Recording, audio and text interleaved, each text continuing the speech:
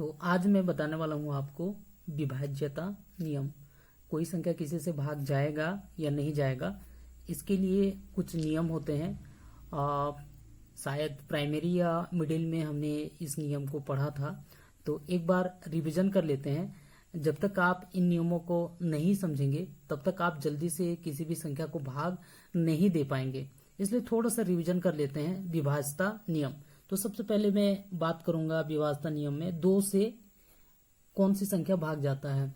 तो 2 से वही संख्या भाग जाता है जिसका इकाई क्या हो, सम हो। जैसे उदाहरण के तौर पर आप यहाँ पर देख सकते हैं 216 की इकाई में कितना है, 6 है, मतलब एक सम संख्या है।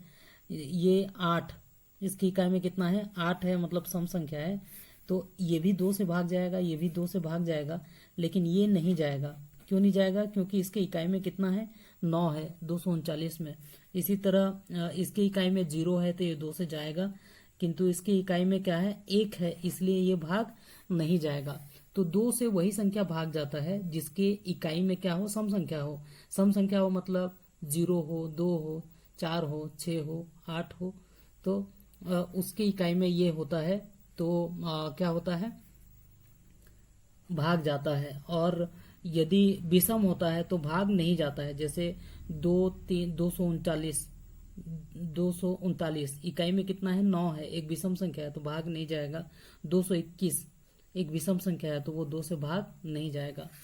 अब बात करते हैं 3 से कौन सी संख्या भाग जाता है। 3 से कोई संख्या भाग जाएगा या नहीं जाएगा, उसके लिए आपको क्या करना होता है, सबसे पहले उस संख्या जो संख्या है उसके अंकों को हम योग निकालते हैं, और वो जो योग है वो 3 का गुणज होना चाहिए। जैसे उदाहरण के तौर पर यहाँ पर मैंने लिया हुआ है 324 का मैं क्या करूंगा, योग निकालूंगा।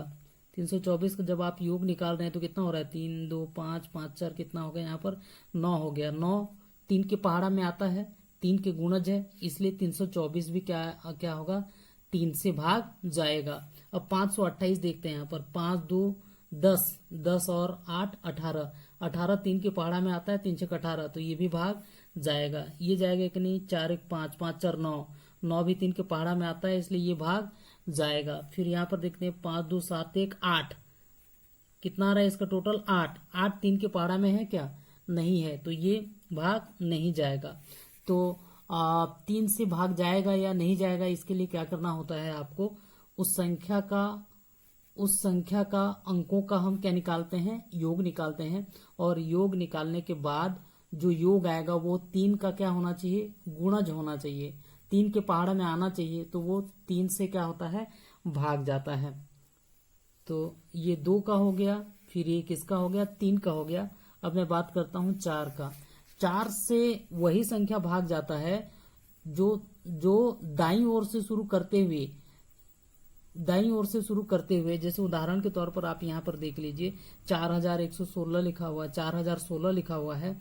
दाईं ओर से इकाई और दहाई से जो बनी संख्या है, जैसे यहाँ पर इकाई में 6 है और दहाई में 1 है, तो ये 16 हो रहा है। यदि ये 16 4 से भाग जा रहा है तो वो 4 से भाग जाएगा, मतलब वो पूरा का पूरा संख्या क्या होगा, 4 से भाग जाएगा। तो 4 से भाग जाएगा कि नहीं जाएगा, इसके लिए आपको देखना होता है इकाई और दहाई से बनी संख्या 4 से भाग जा रहा है कि नहीं जा रहा है। जैसे दूसरा संख्या ले लेते हैं, यहाँ पर 5028 है, 28 क्या 4 से भाग जा रहा है, 4 सत्ते 28, तो 4 से 28 भाग जा रहा है, मतलब ये पूरा का पूरा संख्या भी 4 से क्या होगा, भाग जाएगा। उसी तरह यहाँ पर देखिए 413 लिखा है, 13 क्या 4 से भाग जाएगा क्या, नहीं जाएगा, तो ये 4 से भाग नहीं जाएगा।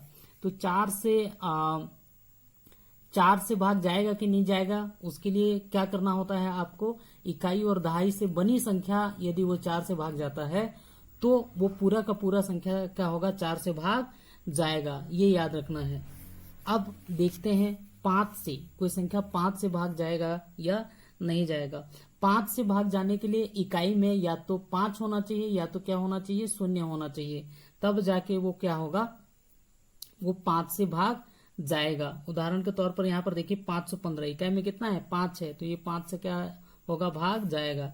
इकाई में कितना है, यहाँ पर 0 है, तो ये क्या हो जाएगा, 5 से जाएगा। यहाँ पर इकाई में कितना है, 5 है, तो ये भी क्या होगा, 5 से जाएगा।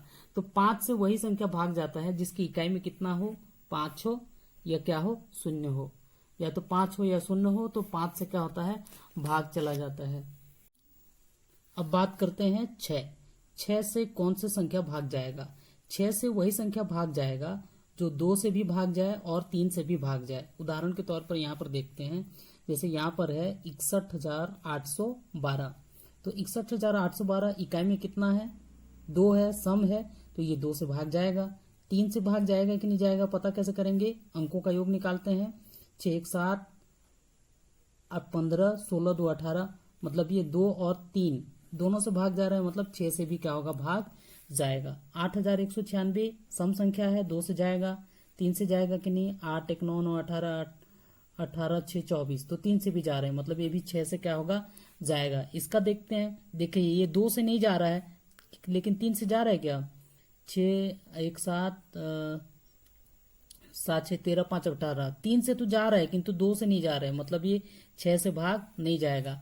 तो 6 से भाग जाने के लिए जरूरी है कि वो 2 से भी भाग जाना चाहिए और 3 से भी भाग जाना चाहिए। तो ये रूल है, ये ध्यान रखना है आपको कि 6 से वही संख्या विभाजित होगा जो 2 से भी विभाजित हो और 3 से भी विभाजित हो। अब बात करते हैं 7 की।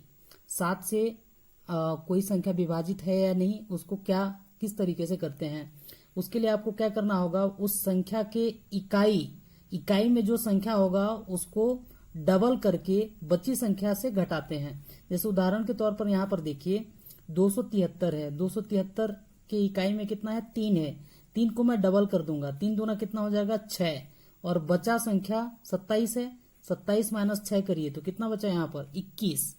21 जो बची संख्या है वो 7 से भाग जा रहा है, 7 या 21, मतलब ये संख्या 7 से भाग जाएगा। इसी तरह 133 का मेरे को देखना है, तो इकाई को मैं डबल कर दूंगा, 3 दूना कितना हो जाएगा, 6, बचा संख्या कितना, 13 में से 6 माइनस करी तो कितना बचा, 7, 7 एकम 7, 7 से भाग जाएगा, मतलब ये संख्या भी 7 से क्या होगा, भाग जाएगा। इसका देखते हैं, 7 है आखिर में, इसका दुगुना कर दिए, 7 दूना 14 कर दीजिए, बची संख्या कितना है, 56 है, घटाइए इसको, 6 में 4 गया 2 और 6 में 4 गया 2 और फिर कितना है यहाँ पर 4, तो बचा कितना, 42। तो 42 क्या 7 से भाग जा रहा है, तो 7 छक 42, मतलब ये भी क्या है, 7 से भाग जाएगा। तो 7 से भाग वही संख्या जाता है जिसके लिए आपको क्या करना होगा, इकाई को आप डबल कर दीजिए, दुगुना कर दीजिए और बची संख्या से घटा दीजिए। घटाने के बाद जो बचा हुआ जो होता है वो 7 से भाग जाना चाहिए, तब जाके वो 7 से क्या होता है, भाग जाएगा। अब बात करते हैं 8 की। 8 से कोई संख्या भाग जाएगा नहीं जाएगा, ये 4 की तरह ही रूल की तरह काम करता है। 4 में हम किसी संख्या के दाईं ओर से शुरू करते हुए 2 संख्या का देखते हैं, तो यहाँ पर 8 में जो है 3 संख्या देखा जाता है।